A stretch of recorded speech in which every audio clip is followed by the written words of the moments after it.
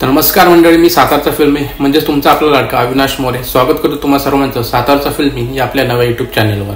तर आजचा विषय असा आहे भावांनो की मायलेक नावाचा सिनेमा हा नुकताच थिएटरमध्ये रिलीज झालाय आणि त्याविषयी आज आपण चर्चा करणार आहोत। चॅनलवर नवीन असाल तर व्हिडिओला लाईक, शेअर आणि चॅनलला तेवढं सबस्क्राईब करायला विसरू नका। चला तर मग व्हिडिओला सुरुवात करूया। नेहमीप्रमाणे याही सिनेमाला आपल्या मराठी प्रेक्षकांनी पाठ फिरवलेली दिसते। होय, मोजकेच अगदी बोटावर मोजणे इतके प्रेक्षक थिएटरमध्ये हा सिनेमा पाहायला आले होते। असो, या विषयावरती आपण पुन्हा कधीतरी निवांत बोलूया।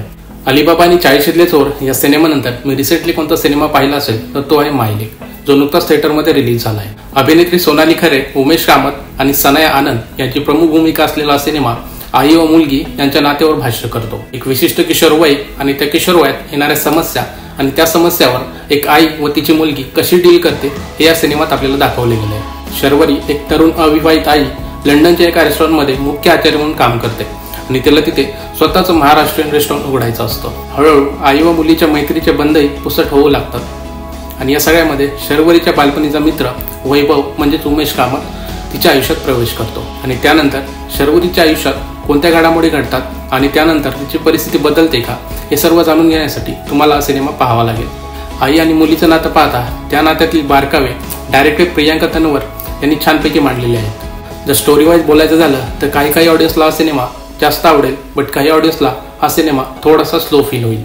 म्हणून या सिनेमाची स्टोरी अजूनही छानपैकी बिल्ड करता आली असती तर या सिनेमाची स्टोरीवर अजून थोडी मेहनत केली गेली असती तर या सिनेमातील गाणी कुठल्याही प्रकारे तुमच्या मनावर विशिष्ट असा छाप आपल्याला पाडताना दिसत नाहीत। परफॉर्मन्स बद्दल बोलायचं झालं तर खरंच खूप उत्तम प्रकारे सगळ्यांनी अभिनय छान केलाय।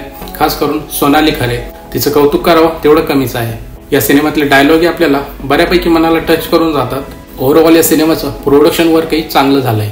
बाकी प्रत्येक आई व मुलीने हा सिनेमा नक्कीच थिएटरमध्ये जाऊन पाहायला हवा। बाकी मास ऑडियन्सने या सिनेमापासून थोडं लांब राहिलेलंच बरं, कारण तुम्हाला हा सिनेमा अजिबात आवडणार नाही। बाकी मला हा सिनेमा कसा वाटला तर हॉनेस्टली माझ्यासाठी हा सिनेमा नाही तेवढा वाईट होता, नाही तेवढा चांगला होता।